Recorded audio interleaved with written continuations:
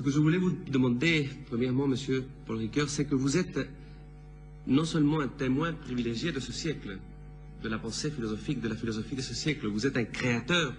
Vous avez écrit tant de livres, si diverses, dans une espèce d'aventure philosophique. Comment vous avez fait pour écrire et pour penser tant de thèmes différents, tant d'aspects différents, partant du texte, passant au thème de juridique, le problème éthique, la philosophie, la morale. Comment se fait cette œuvre? Il y a d'abord la responsabilité d'un professeur. Je suis un professeur de philosophie à l'université.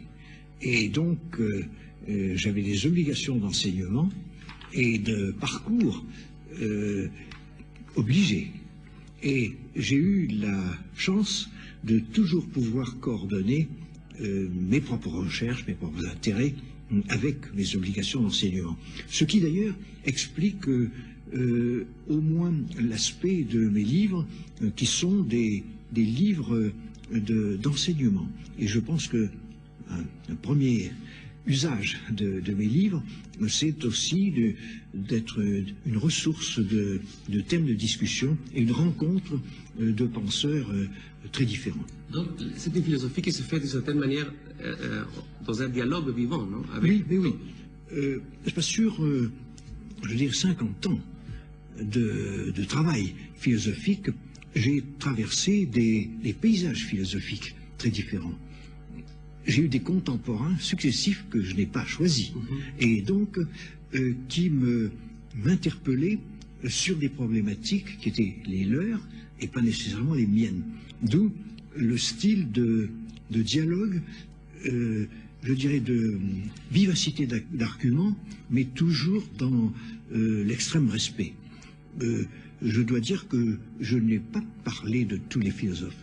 J'ai choisi ce que j'appellerais très volontiers mes meilleurs adversaires, de façon à créer une situation de confrontation dans lesquelles je ne me permets pas de critiquer avant d'avoir compris autant que je pouvais.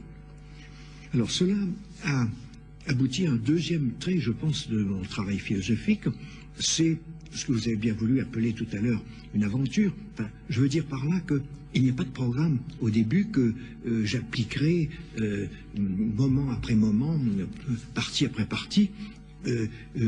Chaque livre est centré sur un problème et laisse un reste, un résidu.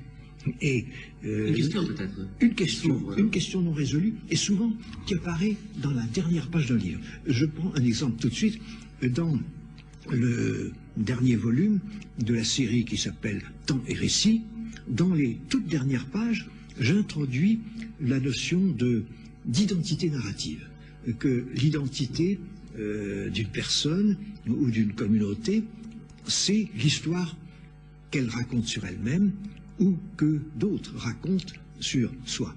Et donc cette idée que mon identité, c'est mon histoire, mais n'apparaît au terme d'un 3 volumes, qui a fait près de 1000 pages. Et donc j'ai rebondi là-dessus pour le travail suivant, qui s'appelle Soi-même comme un autre. Parce que l'idée que j'ai un autre qui habite en moi-même, que je me reconnais à travers aussi cet autre, c'est le récit qui m'a introduit à cette découverte, je peux dire, sur moi.